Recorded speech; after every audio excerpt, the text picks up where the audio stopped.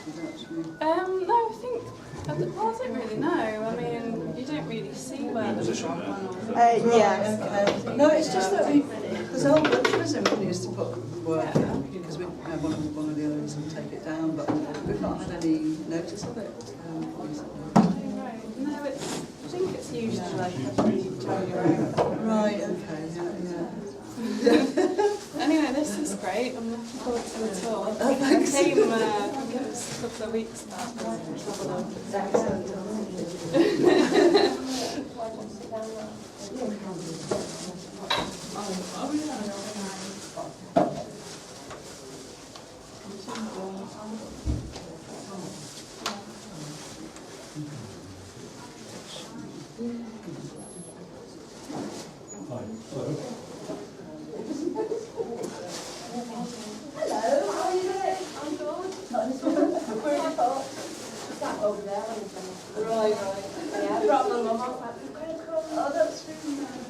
It looks really good, really good. It's a good little space. I'm going to France on Monday. I think that's more filling my head at the moment, really. Have I got anything? Not yet, no. I saw it on the way up and it's looking fantastic. Do you have many people in? We've been quite busy actually, over 30, so yeah, but we've not been in for 2 weeks, so. Right, well, I'm going to be in until I'm down to 50, 60 hours. You've been away? Yeah, 2 weeks, but doing that residential thing. Right, So okay. just taking kids up to, I've done it now. It's great. Hello.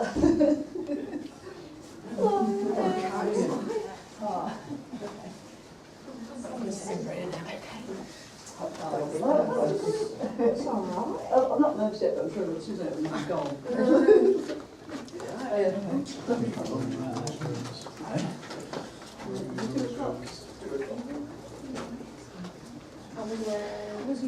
I've done the 2 weeks. Yeah. These more chairs we all have. I'm just going to get to cook myself. I've got 2 more weeks for this.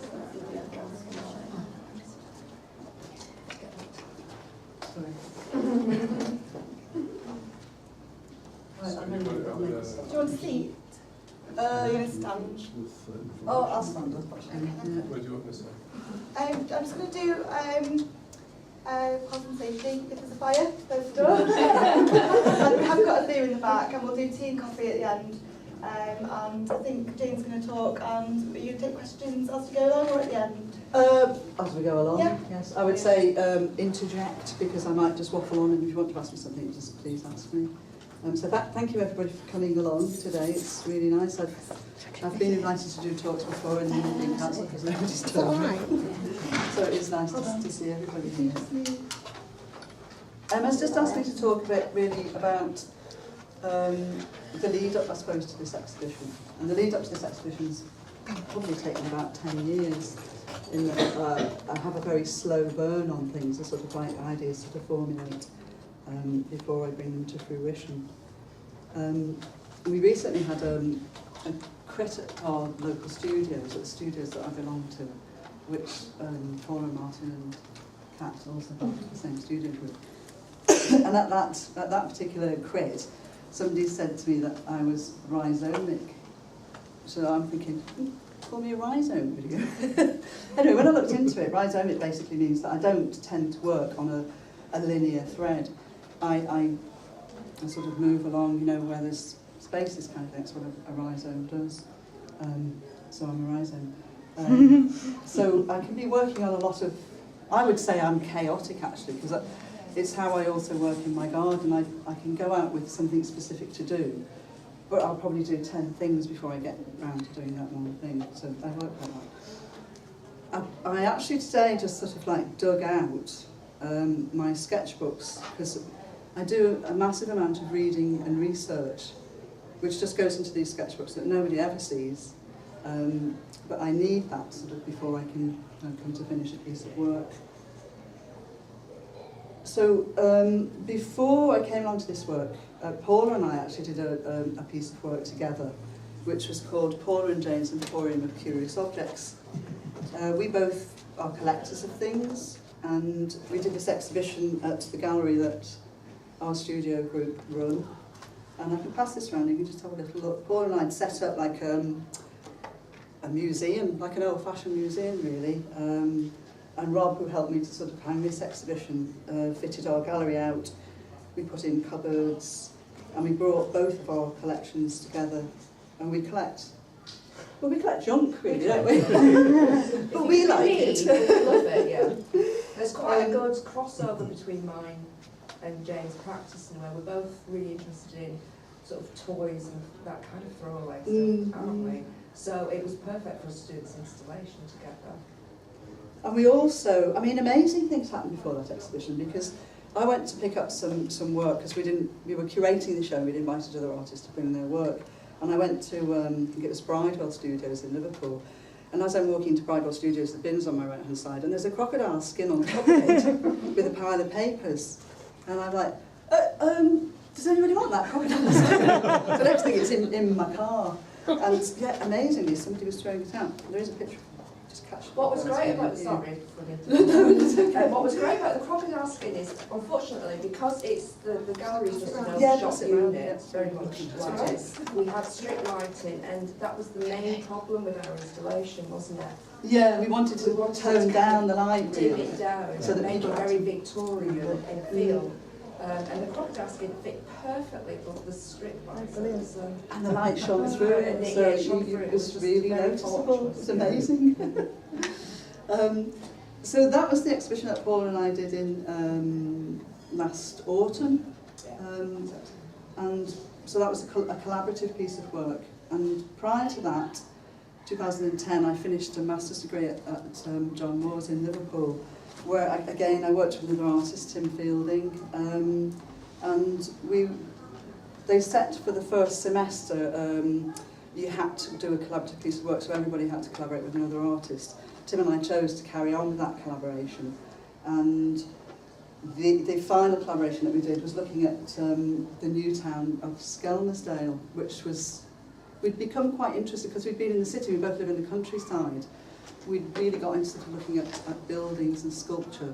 And at the end of the first semester, we'd built this enormous, when I say enormous, I mean it would fill in most of this room, a city that we made out of cardboard, plastic, stuff that you get your tomatoes in, yogurt pots, you name it.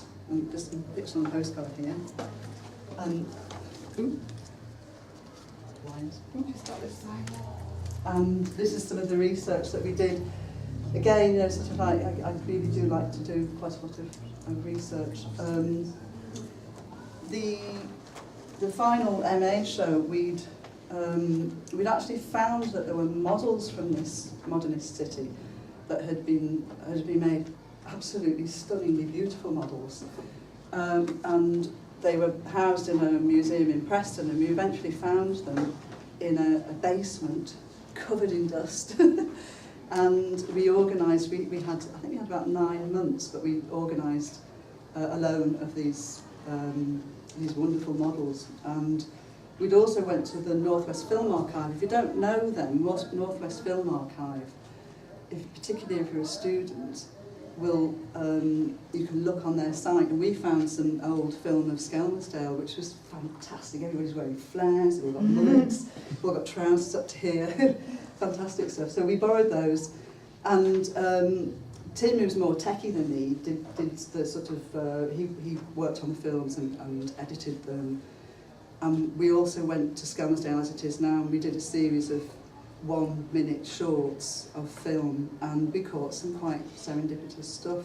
So that at that exhibition we didn't show the big city, so it was quite dry, as MA shows can tend to be.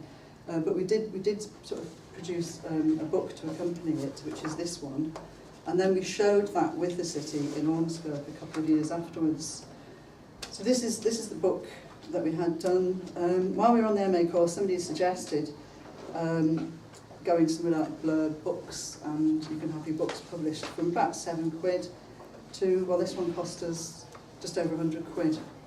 we had 2 copies done, 1 each, which we did actually because we won a prize in one of the opens in Ormskirk for a piece of work that we'd done. We won 800 quid, so that meant we were able to take a white paper book and a bit of money to spend.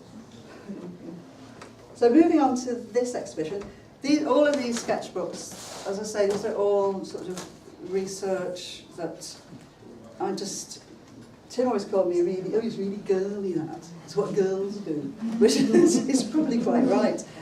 I just collected loads and loads of stuff. I became really interested in this idea of utopia becoming dystopia. So I went right back to the Hutanist school in pre-Stalin in Russia, which was amazingly influential on the modernist period. And so I became embroiled in sort of collecting all this information, because that was the utopian idea, which sort of ended in disaster with Stalin. And likewise with Skelmersdale. Skelmersdale was a great idea. You're moving people out of local bombed areas into new homes. But then the 70s hit and jobs left. People left. There were no jobs anymore. One of the really interesting things about that project, when we were talking about it, was the models. Because there were the models of the housing that was for sale, and then there was the models for the social housing. That's right, yes, which are actually in the big book. There's I should have put some remarks in really, but yeah, the models for the houses for sale were with trees and roads and people and little brickwork and stuff, and cars, and then the social housing was wooden block. The trees were just actually drawn as a tree shape on the ground. Yeah. Some of the streets had just bits of orange wool and mapping pins. So yeah, the difference between them.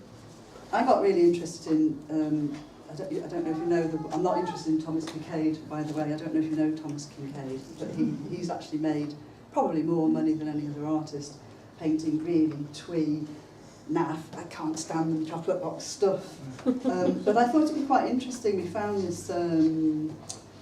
this church, this brutalist church that looks like some kind of a nuclear bunker. And it's sort of quite fun to set it in a Thomas Kincaid setting. So I did a number of collages. In fact, Tim and I did loads and loads of work. We couldn't decide what we were going to do for the MA. We did collage, we did film, we did all sorts, but then we ended up with this final piece, sort of loaning books. So if anyone wants to have a look at those, they're welcome to.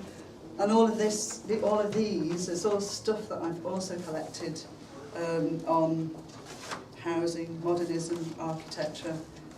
I'm just a nerd. So yeah, moving on. So that was 2008 to 2010. I did the MA. In 2008, I was doing a project at Manchester Museum, and I'd just gone into the shop. I was like 5 minutes were closing, and I just grabbed this book by a lady called Sheila Payne. It's called Amulets, A World of Secret Powers, Charms and Magic. And from a child, I've just always loved sort of ethnographic stuff, anthropological stuff. Spent hours pouring through, see I am a nerd, pouring through encyclopedias. But this book really is the core of this exhibition. Some of the work in here I made 2002 to 2004. Some of it I've made sort of very, very recently. What fascinates me really about Sheila Payne's like an expert on amulets. What amazes me that we're now in an age of science and sort of anti-religion almost. But people still have lucky charms. People who profess not to believe in God or anything will have lucky charms. They'll go to seances. And I kind of find that all a little bit strange, really. But then it came to me that there is a kind of connection between the artist and the lucky charm and the amulet. Because the artist is quite revered as being somebody slightly on the outside. Just turn my notes around. So the artist is kind of like a magician, and I thought, that's the artist is like a magician, probably the first person that ever drew something that represented something else. The whole rest of the tribe must have gone, wow, that's a bit weird. And there is this connection between the artist and the shaman, and so that's what I decided to do with this exhibition, was to become the shaman and make up my own mythology. I mean, a number of these things, all of the things that are in the amulet boxes, they might be toys, they might be, you know, all sorts of different things, but they're all referred to in this amulet book as being, can be amuletic. If it's something small, if it's something shiny, if it's something blue, if it's something red, it goes on and on and on, so anything actually can be an amulet. But this is, I love this book. I take it away with me on holiday. I love it. And I have some friends in France that I stayed with not so long ago, and they sent this book for my birthday, which is again a collection of just amazing artefacts that I love. And this also led into Paula and my exhibition as well. In terms of artists that I like Susan Hiller.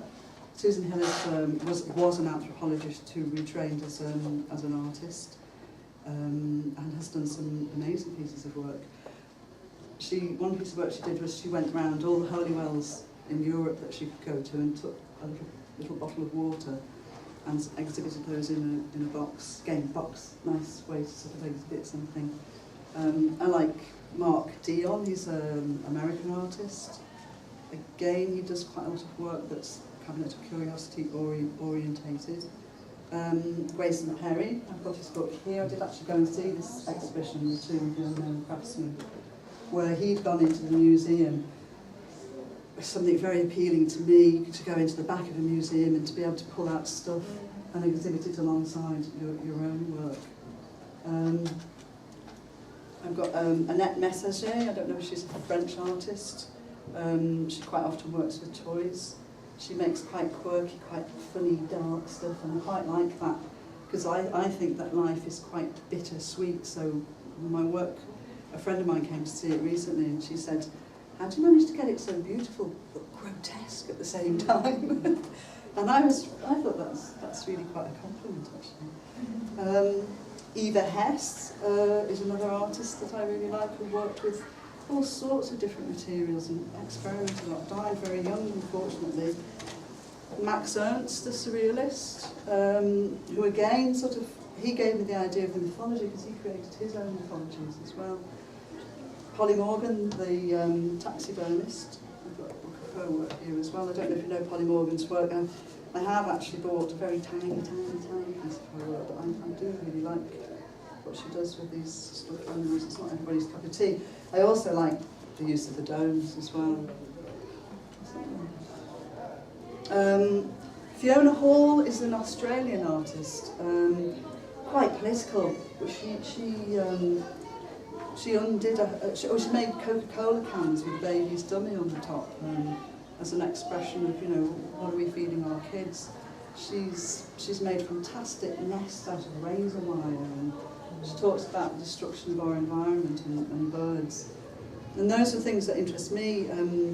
Environmental issues. I was an old hippie, and it wasn't just about smoking marijuana. I was into organic movement. I still grow my own vegetables. My garden is sort of like massively important to me. 25 years on, you know, still banging on about the same causes, and the environment still being destroyed. I'm interested in politics, particularly left-wing politics. I would say that I'm a socialist. I'm a feminist, but I'm also egalitarian. I'm interested in anthropology and ancient history, and lots of other things as well. So I think, yeah, that's probably about it. What books would I read? The Golden Bough by Sir James Fraser. I don't know if you know that book. Myth and Meaning, Claude Levi-Strauss. And a book that I bought called Beyond Aesthetics, Art and the Technologies of Enchantment, which is looking at how in traditional societies the art that was made is not like the art that we make. It had a very, you know, a very different feel to it, and a bit like Arabic miniatures. They were copied and copied and copied and copied, and you weren't intended to sort of be creative with them. You were intended to keep that tradition exactly the same, and it has a very different feel than it does for us as artists. So, I think I've just about waffled through everything I was going to say, so has anybody got anything they'd like to ask me, or anything about specific pieces of work? I wondered if maybe you could take us on a little trip and talk about exactly what you're saying with each item. Okay, I'll have a go at that. I was wondering whether you could pick up on some of the themes that you were saying, like you just said, you know, perhaps you might be a feminist, and are some of the works like Norntry in the cabinet over there? Maybe you'd like to start there. And yes, Norntry in the cabinet. The Norns were female deities that were a go-between between the gods and people on the earth. A lot of the old pagan pre-Christian religions, women had a much more powerful place than they didn't have a powerful place in Christianity, and they still don't really in many of the monotheistic religions. So Norntry came about. It's a tree root, and it's actually an ash tree root. these are the top of the cabinet. Yeah, the top of the cabinet. And the ash tree Yggdrasil was the most powerful tree to the Viking and pagan people. And of course, we now know that our ash trees are being destroyed because we've been importing them and we've got viruses. So it's an ash tree with thistledown on it. And I just thought it's a very feminine piece of work, really, because I was reading about sort of ancient Viking culture. It just seemed right to call it Norntry.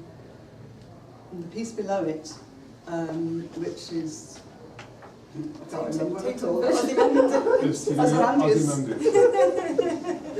Okay, well, you probably know the poem Ozymandias.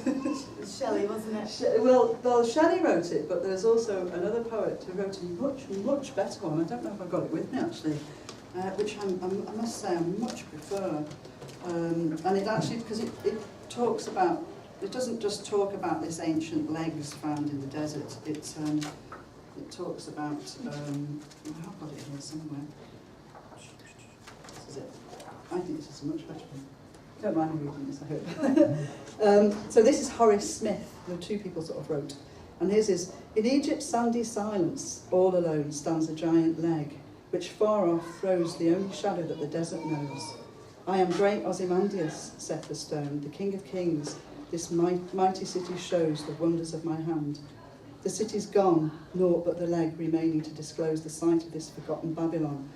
We wonder, and some hunter may express wonder like ours, when through the wilderness where London stood, holding the wolf in chase, he meets some fragments huge and stops to guess what powerful but unrecorded race once dwelt in that annihilated place. I think that's great. I won't read it, I won't that one. So it was the legs, really, that made me think about Ozymandias. I think it's a fantastic poem. And it's a silly piece of work, you know, it's a tuna tin filled with paste, with the legs stuck in, a little pot that I bought in the charity shop next door, and my collection of plastic spoons from eating food that I've bought, that I should have made really. But it is about now and how, you know, how... I wonder how many of those just get churned out and thrown away, and what a terrible way to use all this resource of oil that we have. We've used it all up in less than 100 years. You know. So yeah, that's what that one's about. Below that, there's two pieces there with sharks' heads. The sharks' heads, again, sort of relating to 3 million sharks a year killed for their fins. You know, we're killing them off.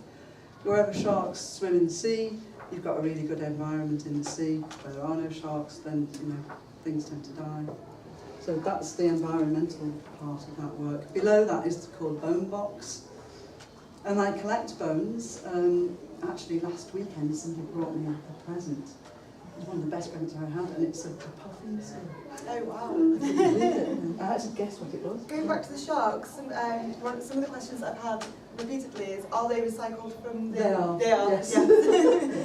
Make, do and mend. I was brought up with make, do and mend. My parents fixed, made, you know, repaired things, didn't throw stuff away. So yeah, I'd cut the heads off, and the one in the little glass dome, it was just a silly piece really that I just stuck on the window ledge, but a few people came around and said that they quite liked it, so I've actually filled it with plaster now, and the ones that I'd cut off I wasn't quite sure what to do with. But I just thought, again, it relates fish supper, I've called it. And it's that idea that, you know, your supper's like a bit of fin and the rest of it, a huge shark that's swimming around. Below that is well, it looks like kebabs on sticks, but they're actually pigeons' feet. And as I say, I live in a sort of semi-urban, semi-rural community, and the pigeons are a real nuisance because they eat our food, and there's that clash between, you know, human and the animal. So I collected the feet from the pigeons and it's become a fetish object. They're actually quite beautiful. If you look at each little one, it's like a little hand. It's got a little hand into it. The wooden part of that, I have a friend who turns wood, and I just bought a job lot from him, so I've been able to use those with various bits. Below it is, at the studio group we did an object swap, but I think I'm the only person that actually did anything with my objects. Which is, somebody gave me a set of lace bobbins, I suppose you call them, and my husband had a nice piece of hardwood that he'd been drilling circles out to hide screws. So not being somebody to throw it away, and I like that, you know, because he'd done it all quite sort of regularly and evenly. And so yeah, I put things together with some bits of toys and things like that as well. And it just made me think about fetish objects, and so I think that's what I called it. I think that's what I called it. Below that is it's a bird feeder, which Rob bought it. Rob, who helped us with putting this exhibition. I just brought it round one day, and so I've stuffed this, one of those little wooden models that you draw, maquette type thing, stuffed it inside there and just sprayed it black. And so it's like, it's a djinn, you know, as in an evil spirit, so it's trapped inside there. Actually, you'd have a hell of a job trying to get it out. I tried. Did you? It's stuck in there permanently. So moving on behind, the next thing, the kind of blue coloured objects, the cardboard boats with the little figures in them. I actually made that was a sort of commission. It was an exhibition called Migration or Migrate that was in Liverpool a couple of years ago. And at first I thought about doing something with birds, but then I went to the Liverpool Biennial 2 years ago, and there were some amazing photographs of people who were trying to get from Africa and into Europe. And they made, you know, so they were camping, but they were trying to hide their camps. But these photographs had been taken by airplanes. And people just make homes, you know, and they've laid out stones like a little garden. And it was just really poignant. And it made me think about, because I'd called that piece originally Over the Water, because we used to go over the water, crossing the Mersey to go and see relatives who lived in Wallasey. And they call it Over the Water, going over the water from Morocco into Spain. So I took the toys as being the sort of people who try to migrate are all sorts, you know, they can be doctors, they can be nurses, they can be thieves, they can be, you know, it can be anything. So there's a whole variety of toys in there. But one of the things that they do before they try and make it across this terrible channel on lilos or crappy boats, you know, that could be made of cardboard, is that they burn all their documentation so that you don't know where they come from. And that's why they're all the same colour. It's like they're all the same colour, so it just removes their identity from them. So that's, although it's kind of funny and humorous, and I know lots of kids will look at it and go, oh, there's such and such a thing. It's quite, for me, it's quite a serious piece of work. The next one along is called, I always thought of it as being a storm, actually, this trees like swirling around, but a few people said it's more like a nest. So again, I can't remember what I've called it. I do change the names of my things from time to time. Is it called Sanctuary? Right. So it could be a sanctuary, yes. You know, like a little nest. But that was, it was a plant that had obviously been pot bound and eventually died. And when I took it out, it was completely compacted with soil. I had to, you know, I spent a long period of time, you know, with a little piece of wire just getting all of it out, and then and then washing it with a hose pipe. So it did take me a long time, but it's really lovely. And I've actually sprayed it with a matte varnish in the hope that it'll hold together, because quite like these, sometimes they can be a bit delicate and thin bits break off. Above it on the wall is another of my, you call it tunitin pieces.